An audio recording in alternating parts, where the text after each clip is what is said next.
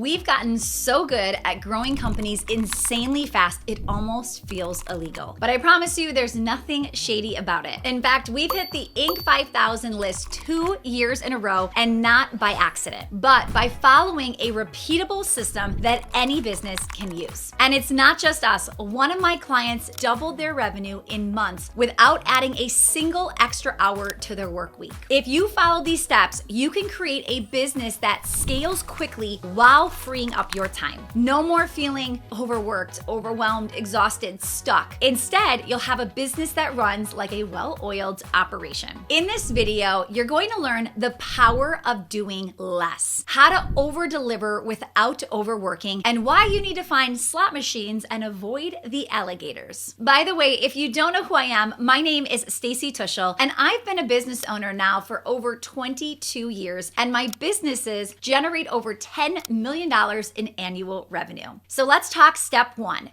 doing less better. Now, I get it. You've heard that before, a billion times in fact, and that's exactly the problem. When advice gets repeated so much, it actually stops meaning anything. But here's the real reason you should care. Most businesses don't fail because they're doing too little. They fail because they're scaling a mess. When you grow without focus, you don't just add revenue, you add chaos, and you might be feeling that. More expenses, more complexity, more moving parts to manage, more interruptions, more fires, and suddenly all that growth starts working against you. I've seen businesses double their revenue and lose money. I've seen entrepreneurs work twice as hard and burn out while their business is plateauing. Not because they weren't doing enough, because they were doing too much of the wrong things. And that is the real game here. It's not about doing one thing just for the sake of it. It's about cutting everything that doesn't multiply your results. So if you don't get this right, scaling isn't going to save you. It's going to break you. Most business owners think that growth comes from doing more, right? More marketing, more sales,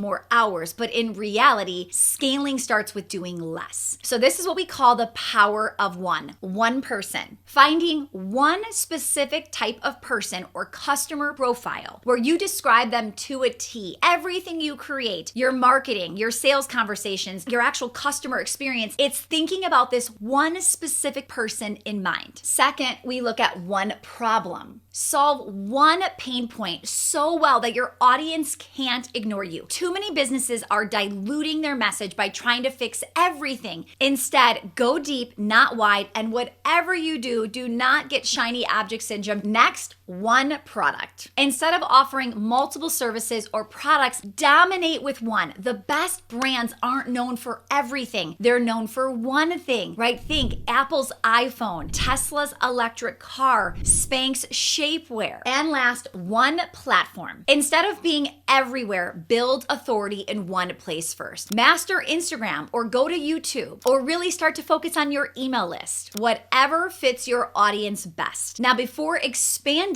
start with one and stay there. By the way, we actually have a whole video about this, which you can watch by clicking here. If you just stay there, it sounds so simple, but it's not easy. You will want to naturally add more, do more, expand faster. Resist the urge. The most successful business owners are resisting all of these shiny objects all day, every day. And instead, what they do is they refine, they optimize, and they master their current strategy. Simplicity scales and complexity kills. We've had so many clients think that another location is going to be the answer. And maybe if they're ready, yeah, sure, it could be great. But we've also seen clients let go of losing locations and the main business takes off. So the moral of the story is do less better. Number 2, over-deliver without overworking. Most business owners hear over-deliver and they assume that it just means work more. So they just write it off completely. And honestly, if over-delivering just meant more stress, more effort, more unrealistic expectations, you'd be right to ignore it. But here's why it actually matters. Your highest paying, easiest sales don't come from new leads. They come from people who already trust trust you. So think about it. If you're always chasing new customers, you're constantly stuck on that marketing hamster wheel. More ad spend, more cold outreach, more convincing, and every sale feels like a battle. But the best businesses, they don't win by always hunting for new people. They win because their existing customer base spends more, refers, and sticks around longer. The kind of over-delivering I'm talking about isn't about working harder. It's about making people feel like they're getting more than they paid for without you doing extra work. So how do you over-deliver without overworking? Well, surprise and delight. Give unexpected bonuses, personalized touches, or exclusive perks. This is going to make your clients feel valued and keep them engaged. So an example could be a bridal boutique surprises their VIP brides with a veil upgrade, right? Making them feel extra special and increasing word of mouth referrals. Solve problems before they ask. Anticipate needs and provide proactive solutions. So maybe a Medi-Spa owner sends post-treatment skincare guides to clients, positioning the business as caring and knowledgeable while increasing those product sales. Make them feel like insiders. Give your top clients access to early product jobs, behind the scenes insights, or private communities. A professional organizer can make clients feel like VIPs by offering exclusive in-home organization audits or private virtual coaching sessions for repeat clients. This is going to build loyalty, encourage referrals, and keep clients engaged long after their initial service. Why over-delivering creates loyal, high-spending clients? Well, clients stay longer, which means higher lifetime value. They spend more. They trust you, so upsells feel natural. And clients refer like crazy, and they just can't stop talking about you. The businesses that scale the fastest, they don't just sell a product or service, they create an experience that people will never want to leave. In fact, I just read a Google review on my studios, and the parent wrote, "I can't imagine going anywhere else." That is what we're talking about. Step 3, keep playing winning slot machines and avoid the alligators. Every decision in your business either multiplies your time and money, those are slot machines, or eats your profits, those are alligators. Your job as the CEO is to double down on the slot machines and eliminate everything that drains your resources. Let's talk about finding the slot machines. Now, a slot machine in business is just something that when you invest in it, it pays you more. These could be things like people, a high-performing employee or contractor who directly generates revenue. You pay somebody $50,000 a year, they're making the company $100,000 a year. It could be marketing, ads that convert, referral programs that bring in new leads, or content that works for you 24/7. Software and automation, tools that save you time and eliminate manual work. Maybe coaching and education. The right mentor can 10x your business by giving you the shortcut to success. We recently started running Google ads, and I hadn't really heard too much from the ads company on what was happening. And when I finally brought it up, I'm like, what's going on? They said, well, we haven't spent too much, only about $1,300, but you made $12,000 in sales from it. And I'm like,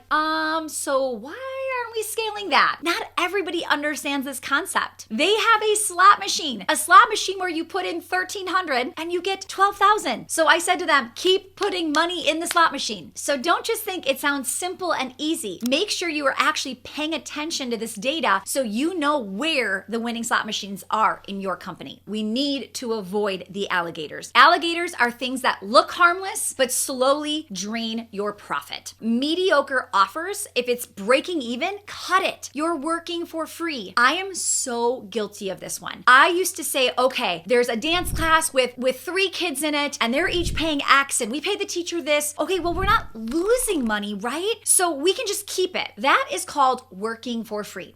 And what we realized was, sometimes we have to have a bare minimum where we say, okay, unfortunately, this class isn't going to be going over, but we then took those 3 kids and said, here are all these other options. If you want to check out one of these classes, we would maybe even give them like their first or second class free to offer this incentive to switch. So now there is no cost of a teacher, and we just took 3 kids and put them in a class that wasn't full and had capacity to make more. Light bulb moment for me when we changed that. Another one is an underperforming team member. If they don't generate or protect revenue, you need to reassign or replace them. This is a big one, and we can talk so much more about this, but what you need to know is this happens even sometimes sometimes with commission-only contractors or employees. So you might say, we've worked with hundreds and hundreds of clients at Well Oiled, and one of the biggest areas that this pops up as a red flag is when somebody is on $0 an hour and commission only. So when somebody's underperforming, earning low commission, I'll have a business owner say, well, it's not really costing me any money because I'm not paying them. Okay, but there is something called opportunity cost. So yes, you're right. You might be paying them $0 to produce nothing, but if you had somebody else in there and you were paying them a lot of money, but they were generating 4 times their salary, that's a big, big difference. So do not think, oh, well, they're not costing me anything. There is always an opportunity cost. Next is software bloat. And wow, this one has skyrocketed. I've been in business for a few decades, and what we used to spend on software is nothing compared to what we spend today. 27 here, 97 there, it adds up to thousands of dollars per month. And a lot of companies have what we call software bloat, meaning a lot of the tools are overlapping functions, wasted money. And sometimes you have softwares you don't even remember that you're still paying for. You thought you got rid of them a year ago. So be really, really careful that you're not overpaying for software. Busy work. Just because something is getting done